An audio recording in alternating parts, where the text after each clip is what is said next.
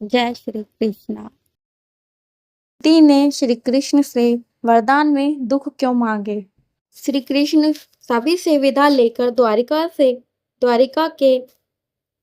द्वारिका को निकल रहे थे। रथ चढ़े और आगे बढ़ गए, तभी उनके सामने पांडवों की माता कुंती खड़ी थी। रिश्ते में कुंती श्री कृष्ण की बुआ थी। अपनी बुआ को देखकर श्री कृष्ण रथ से उतरे और प्रणाम करने लगे, लेकिन उनसे पहले कुंती झुक गई और श्री कृष्ण को प्रणाम करने लगी। श्री कृष्ण बोले कि आप तो मेरी बुआ हैं, मैं आपका माता की तरह सम्मान करता हूँ।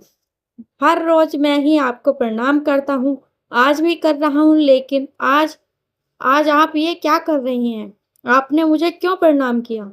कुंती कुंती ने जवाब दिया कि श्री कृष्ण, मेरे जीवन के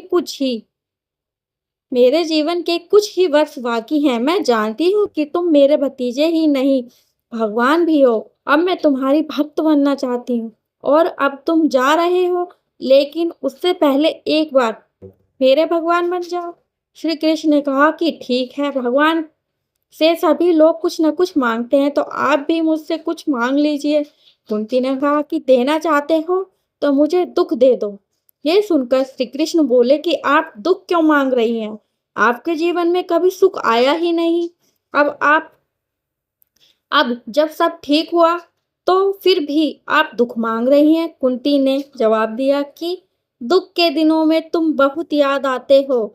कुछ दुख तो ऐसे हैं कि जब हम भगवान का कंधा पकड़कर उनके और निकट चले जाते हैं। हमारे जीवन में जब जब दुख आए हैं, तुमने ही हमारी रक्षा की है। मैं चाहती हूँ कि मेरे जीवन में दुख रहे, ताकि मैं तुम्हें सदैव याद करूं और तुम ही हम पर कृपा बनाए रखो।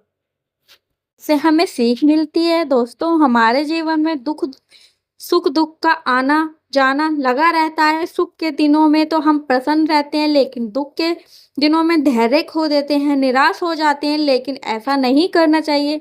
दुख तो रोज आएंगे। जब दुख का समय आए तो हमें भक्ति करनी चाहिए। भक्ति करेंगे तो साहस, धैर्य और आत्मविश्वास बना रहेगा और हम दुखों से लड़ पाएंगे। जय श्री कृष्णा दोस्तों।